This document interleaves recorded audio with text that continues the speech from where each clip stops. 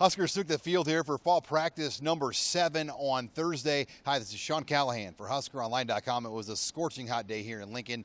Field conditions, temperatures got up to a feel of nearly 110 degrees. And defensive coordinator Mark Banker just talked about how this team handled those conditions on Thursday. Obviously, we don't want anything health-wise to happen, from a dehydration standpoint or heat prostration or anything like that. But I don't know. I mean, it kind of feels good to freely, perspire, and I'd trade that in for 17 below with a wind chill factor and all that stuff. But, guys seem all right. I think the guys are the ones to ask. It's no big deal for me. I felt good. There were also a couple house cleaning items on injuries for the Huskers. Linebacker Michael Rose-Ivy and defensive back Charles Jackson were two names Banker discussed. Injured players we don't talk about. You know that. Michael, little tweak, nothing major, I don't think.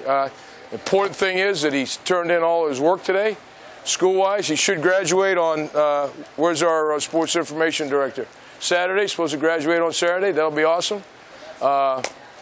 Charles Jackson, I think historically he's had some, leg issues and things like that. I think this one is just, just a little bit of a sprain, that type of thing. But they'll be all right.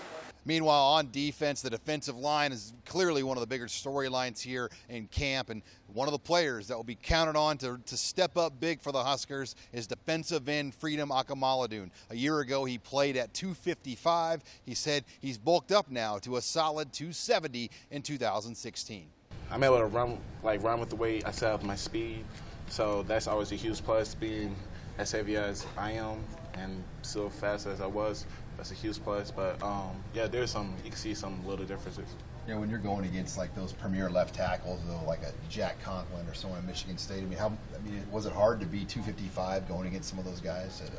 Well, it was a lot harder because if you think of him, he had a lot of experience under his belt, and he knew exactly where his quarterback. He didn't have that type of running quarterback.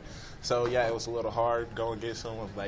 I couldn't bull rush him because he's pretty much a brick wall. So, but I can say being 270, I can put that power rush in there and speed rush. There's also going to be opportunity there for several new faces to get playing time this year, including junior Cedric King. Man, that's really my main goal right now, is to get on the field. So I'm as hungry as possible, however I'm ever going to be, just to make some plays out there and help the team.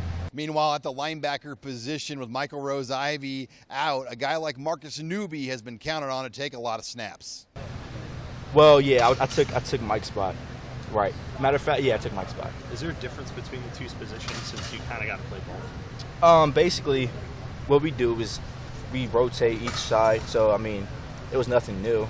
We've been doing it since these coaches got here, and you're basically doing the same run responsibility, pass responsibility, so there's no difference.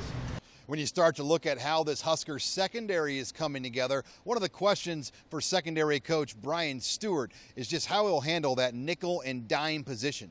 Yeah, the nickel has to be able to be a guy who can play some man for us, some good short area quickness, zone awareness, and then be able to blitz, and blitz and get the guy down, not just blitz and scare the quarterback, but a guy that has some kind of football savvy to tackle. What do you see from the guys that are in the competition for that job? I think all of them possess those qualities.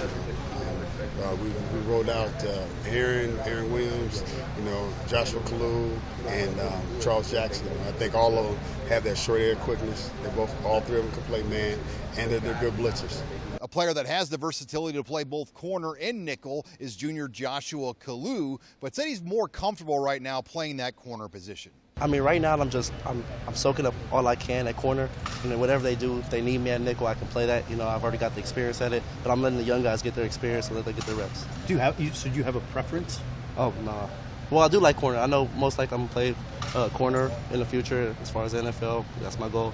So, like I said, I got the experience, so if they need me, then I got it. And finally, for Kalu, it's been somewhat of an adjustment here for him. He's now advanced himself into really one of the leaders of the secondary, and he's no longer the young guy in the room. The fact that we play together, we build a chemistry with each other, and we have another year to play in.